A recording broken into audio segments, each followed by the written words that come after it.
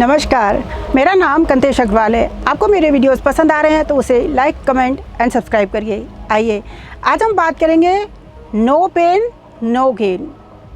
यदि आप शहद की तलाश में निकले हैं तो मधुमक्खियों के काटने को स्वीकार कीजिए, भागिए मत। यदि आपको शहद चाहिए, शहद की तलाश में निकले हैं तो मधुमक्खियों के काटने को स्वीकार कीजिए, भागिए मत। ज़िंदगी में आपको जो कुछ भी चाहिए, जितनी बड़ी चीज़ चाहिए, आप उसके लिए उतनी ही मेहनत करते हैं, उतना ही दर्द सहते हैं। आपको ज़िंदगी में पैसा चाहिए, धन चाहिए, यश चाहिए, रूप चाहिए, जो कुछ भी चाहिए होता है, आप उसके लिए उतनी ही मेहनत करते हैं।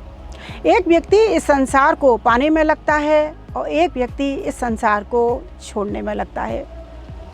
आपको जितनी बड़ी चीज़ चाहिए, जो भी चीज़ आप पाना चाहते हैं, आप उसके लिए उतनी ही मेहनत करते हैं।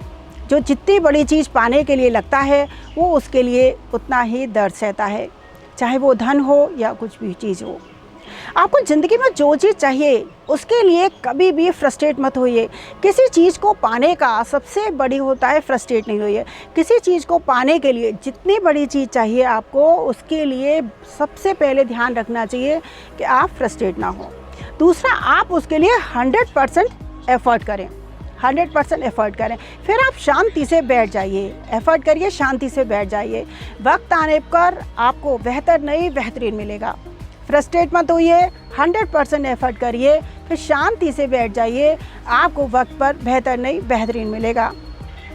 संसार का नियम है, जो बांटोगे वो बटोरोगे। एक बार संत ज्ञान का प्रचार करते हुए जंगल से जा रहे थे। एक बहुत घना उनको पेड़ मिला, तो वो उस पेड़ के नीचे बैठ गए। वो उस पेड़ के इतने घने ऐश्वर्य को देखकर बड़े मोहित हो गए। उन्होंने इतने बड़े सेमर के वृक्ष से पूछा कि तुम अब इतना ऐश्वर्य कैसे संभालते हो? इतनी तेज़ हवाएं आती हैं, वो तुम्हें नुकसान नहीं पहुंचाती? किसी तरीके का तुमको नुकसान नहीं होता? वो बोला, नहीं, हवा की क्या औकात कि वो मुझे नुकसान पहुंचाए। संत बोले कि इसको अपने ऐश्वर्य का बड़ा घमंड है। संत जब वहाँ से निकले तो सीधे वो हवा के पास गए। बोले, देखो, एक पेड़ है जो इतना घमंड करता है कि तुम उनका कुछ भी नहीं बिगाड़ सकते। ये सुनते ही हवा को बड़ा गुस्सा आया। बोला, मैं उसे उसकी औकात दिखाता हूँ। हवा तेज वेग से गई, लेकिन सेमर का वृक्ष बड़ा ज्ञानी था। उसके तेज हवा से आने से पहले ही उसने अपने सारे पत्ते गिरा दिए और ठूंठ सा बनकर खड़ा हो गया। हवा उसका कुछ बिगाड़ नहीं पाई, चली गई। थोड़े दिन के बाद वही ज्ञानी फिर वहाँ से निकला। उसने देखा सेमर का वृक्ष फिर हरा भरा खड़ा है। तो उसने कहा कि हवा तुम्हारा कुछ नहीं बिगाड़ पाई थी क्या? बोला, नहीं, मुझे जब किसी भी नुकसान का आभास होता है, मैं अपने पत्ते तुरंत गिरा देता हूँ, क्योंकि मुझे अपने पत्ते होने का अभिमान नहीं है। मैं लोगों की सेवा के लिए इसको हरा भरा रखता हूँ, और जब खतरा दिखता है तो मैं उसे गिरा देता हूँ। ये बात सुनकर संत को एक बात सीखने में मिली कि आप घर पर हैं, दुकान पर हैं, कहाँ पर हैं, इससे फ़र्क नहीं पड़ता। आपके पास धन है, रूप है, ऐश्वर्य है, इससे फ़र्क नहीं पड़ता। फ़र्क इससे पड़ता है कि आप उसमें कितने निर्लिप्त हैं। यदि आप उसमें निर्लिप्त नहीं हैं तो घर और दुकान भी आपके लिए एक तपोभूमि हो सकती है। आपको कोई भी चीज़ पाना है, कोई भी बड़ी से बड़ी चीज़ पानी है, तो सबसे पहले ध्यान रखना चाहिए कि आप अपनी शांति बनाए रखें। क्यों? क्योंकि जब आपका मन शांत होता है तो शांत मन से आप सही डिसीजन लेते हैं, और सही डिसीजन ही हमारी तरक्की का रास्ता होता है। चाहे वो बिज़नेस का सही डिसीजन हो, चाहे घर का सही डिसीजन हो, या किसी भी रिश्ते का सही डिसीजन तभी होता है जब आप शांत होते हैं। मुट्ठी से रेत सा फिसलता हुआ जीवन तभी समझ आता है जब शेष कुछ बचता ही नहीं है। समय का कैसा मोड़ है, समय का कैसा मोड़ है, रात दिन की दौड़ है।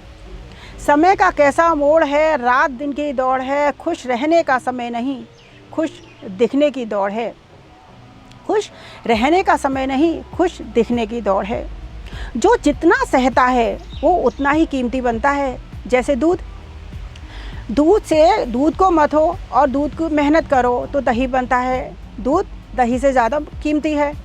दही को मथो, दही पे मेहनत करो तो मक्खन बनता है, और मक्खन दही से ज़्यादा कीमती है। फिर मक्खन पर मेहनत करो तो घी बनता है, तो घी उससे भी ज़्यादा कीमती है। इसी तरीके से जो सहता है वो सबसे ज़्यादा कीमती बनता है। इंसान को ज़िंदगी में एक चीज़ ध्यान रखनी चाहिए, परिस्थिति कोई भी आए लेकिन आप अपना रंग ना बदलें। इंसान जब तक खुश रहता है तभी तक उस रंग नहीं बदलता है, तो उसे हर चीज़ मिलती है।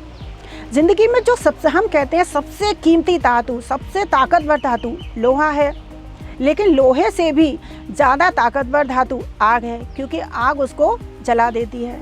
और आग से भी ज़्यादा ताकतवर पानी है, क्योंकि पानी आग को बुझा देता है। आज भी इंसान पानी से भी ज़्यादा ताकतवर है, क्योंकि इंसान पानी को पी जाता है। और इंसान से भी ज़्यादा कीमती है मौत, क्योंकि मौत उसे जला देती है। मौत से भी ज़्यादा ताकतवर है प्रार्थना।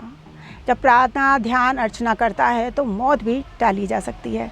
इसलिए इंसान को ध्यान, पूजा, अर्चना करते रहना चाहिए। सफलता कभी भी चांदी की थाली में परोस कर नहीं आती। सफलता पाने के लिए इंसान को बहुत ज़्यादा मेहनत करनी पड़ती है और पूजा, ध्यान, अर्चना करना पड़ता है, कठिनाई सहनी पड़ती है, दर्द सहना पड़ता है और जोखिम भी उठाना पड़ता है। इसलिए इंसान को ये सब करना चाहिए। एक बार एक किसान था, उसके पास बहुत बड़ी ज़मीन थी, बहुत बड़ी ज़मीन, काफ़ी अच्छी खेती थी, काफ़ी रईस था किसान, बड़ा खुश रहता था। लेकिन वो अपने बेटों की वजह से बड़ा परेशान रहता था। उसके बेटे बहुत आलसी थे, कोई काम नहीं करते थे। जब उसका मरने का समय आया तो उसने अपने बेटों को बुलाया और बड़े प्यार से समझाया। उसने दिमाग लगाया मैं बेटों को कैसे सिखाऊं। तो उसने कहा कि देखो मेरे मरने का समय है, मैं बिल्कुल मरनासन अवस्था पे हूँ, मरने वाला हूँ। तुम एक काम करना, जो मेरा खेत है उसमें अशर्फियों के घड़े नीचे गड़े हुए हैं, तुम उसको लेना और अपना जीवन बिताना। तो इतना बोलते बोलते किसान मर गया। किसान के मरते ही दोनों बेटे खेत को जोतने में जुट गए। उन्होंने खूब मेहनत करी, 2-3 दिन लगे रहे, दिन और रात जोता, लेकिन सोने के घड़े कहीं नहीं मिले।